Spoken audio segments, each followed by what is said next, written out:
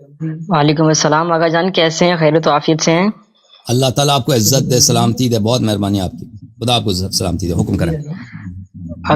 الحمدللہ آقا جان، میں کافی دن سے کوشش کر رہا تھا آپ سے بات کرنے کی، تو الحمدللہ آج سعادت ہوئی آپ سے بات کرنے کی۔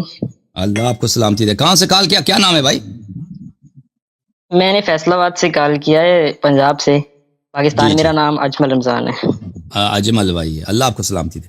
جی، میرا دوسرا سوال یہ ہے کہ آقا جان، اپنا مولا علیہ السلام کو تو رسول خدا کی یہ تنقید تھی نا کہ آپ نے صبر کرنا ہے، تو باقی ائمہ علیہ السلام نے قاتلین زہرا کو بے نقاب کیوں نہیں کیا؟ جو آج ہم پر ایف آئی آر کرتی ہیں، ہم پر ظلم ہوتے ہیں، ان کا نام لینے سے بھی آپ دیکھیں نا پاکستان میں کتنی سختی ہیں، تنقیدیں، ہم نام بھی نہیں لے سکتے۔ اس زمانے میں بھی اور ہمارے FIR دل کرتے میں تھے نا، حسرت ہے۔ اس زمانے میں بھی FIR کرتے تھے نا، اس زمانے میں بھی اہل بیت طاہرین علیہم الصلوۃ والسلام کے روایات میں بہت زیادہ ہے کہ جو تقیہ صرف امام عصر علیہ الصلوۃ والسلام کے عصر میں رفع ہوگا۔ جب تک امام زمانہ علیہ السلام کی ظہور نہیں ہوتی، اس وقت تقیہ کسی نہ کسی شکل میں موجود ہے، ٹھیک ہے نا؟ کسی زمانے میں زیادہ، کسی زمانے میں کم، کسی ملکوں میں زیادہ، کسی ملکوں میں کم، لیکن تقیہ ہمیشہ ہے۔ میں بھی تقیہ کرتا ہوں، بہت سارے مسائل جس پہ مجھے تقیہ کرنا پڑتا ہے، ٹھیک ہے نا؟ وہ ہر شخص اپنے حالات خود جانتا ہے، آپ اپنے حالات خود جانتے ہیں، ٹھیک ہے نا؟ کہ آپ کو کس طرح، وہ روایات میں بھی یہی ہے کہ ہر شخص اپنے حالات خود جانتا ہے کہ اس کے دشمن کون ہے، وہاں پہ اس کو کس قسم کا خطرہ ہے، وہ اپنی سوچ کے مطابق اس کو اجازت ہے کہ تمہیں جن باتوں سے خطرہ ہے ان باتوں میں تم تقیہ کیا کرو۔ تو میرے بھائی، یہ تقیہ ائمہ طاہرین علیہ الصلوۃ والسلام کے دور میں رہا ہے، اور ائمہ اطہار علیہ السلام کی آپ کی خدمت میں عرض کروں، یہ روایات متواتر ہیں کہ جس نے قیام کرنا ہے، مثلا امام جعفر صادق علیہ السلام کے بارگاہ میں بہت سارے لوگ آتے تھے، مولا آپ قیام کریں، آپ حکومت بنائیں، آپ کے چاہنے والے بہت ہیں، فرماتے تھے میں وہ نہیں ہوں، وہ ہمارے فرزند ہیں، آپ کے 12ویں امام ہیں، وہ امام حجت علیہ السلام ہے۔ ائمہ طاہرین علیہ الصلوۃ والسلام کا چشم امید، ائمہ طاہرین علیہ الصلوۃ والسلام کے دلوں کی امید کون ہے؟ امام عصر علیہ السلام ہے، ہمیشہ سے۔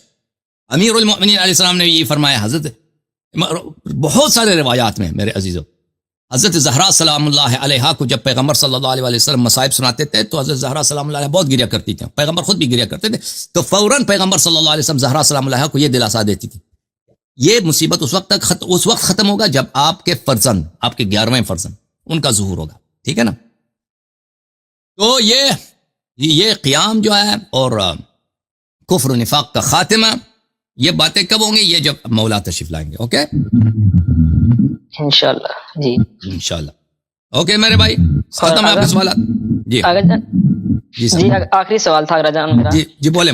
میرا سوال یہ ہے کہ جو قبر زہرا سلام اللہ علیہا ہے، وہ کیا واقعی تربت گمشدہ ہے اور امام زمانہ کے علاوہ کوئی نہیں جانتا؟ اور بہت ساری روایات ایسی ہیں بی بی فاطمہ زہرا کی مصائب کی جو آج تک ہمیں نہیں سنائی گئیں، کیا واقعی یہ سچ ہے؟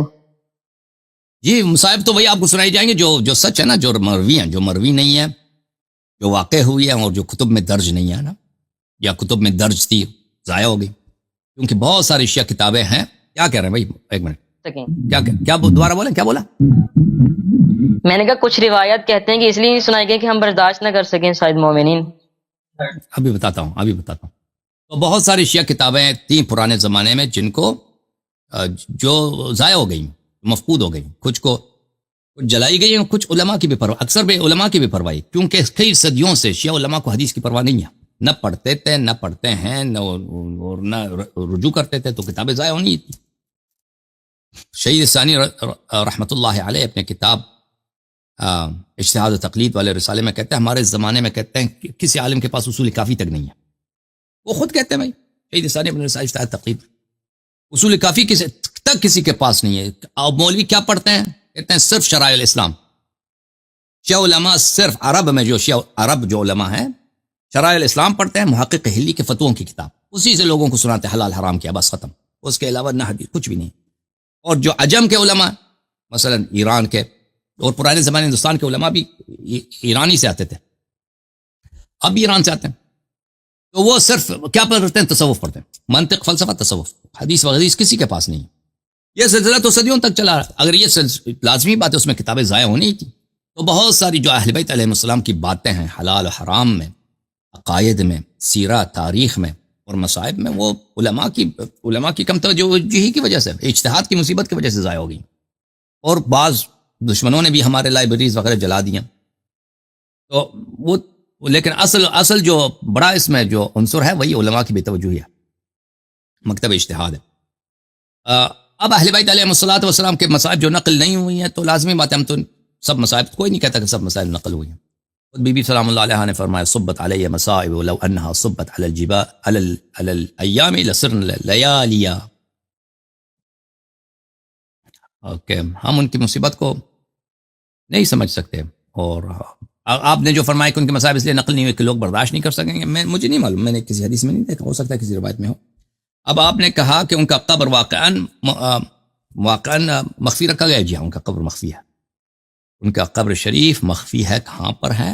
ہو سکتا ہے رسول پاک صلی اللہ علیہ وسلم کے ساتھ ہوں، اسی قبر کو کھول کے پیغمبر نے، امیر المومنین علیہ السلام نے ان کو دفن کیا ہو سکتا ہے بقیع میں دفن کیا ہو، اللہ جانتا ہے. ہو سکتا ہے مثلا کسی اور مقام ان کے حکم کو رسول پاک صلی اللہ علیہ وسلم کے فرمان کے مطابق. بہرحال ان کا قبر جو ہے، تاکہ ظالمین بعد میں ادعا نہ کریں ہم ان کے قبر میں جا کے ان کے نماز پڑھیں گے یا کوئی بھی وجہ، اس لیے ان کا قبر مخفی ہے. اور یہ تشیع یہ ان کے قبر مخفی ہے، یہ خلفاء کی ظالم ہونے کی دلیل ہے کہ ان کی جو وفات ہوئی ہے اور ان کی تیمارداری ہوئی ہے اور ان کی جو تدفین ہوئی ہے وہ اتنی غربت میں، اتنی تنہائی میں ہوئی ہے کہ وہاں پہ کوئی نہیں تھا ان کا ساتھ دینے والا. اور اس لیے وہ ان کا قبر کسی کو معلوم نہیں ہے کہ وہ نہیں چاہتی تھی کہ یہ لوگ ان کے قبر پہ آ جائیں.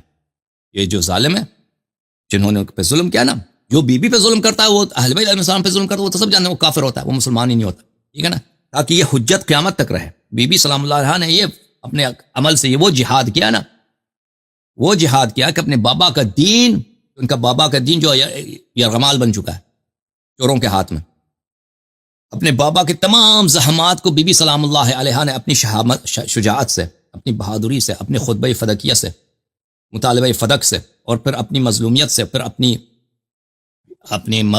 فرمایا کہ مجھے مخفیانہ دفن کرو، اپنے بابا کے دین کو بچایا. ہم اور آپ لوگوں کے لیے ایک حجت پر قائم کر دی کہ اس دین میں جو چور ہیں چوروں کو پہچانو. کہ بی بی سلام اللہ علیہ جس سے راضی نہیں ہے کہ ان کے قبر تک آ جائے اور آخر تک ان کو پتہ نہ ہو کہ ان کے قبر کہاں ہے، تو وہ لوگ مسلمان نہیں ہو سکتے. بہت مہربانی بہن بھائی اجمل بھائی، اللہ آپ کو عزت دے. خدا حافظ.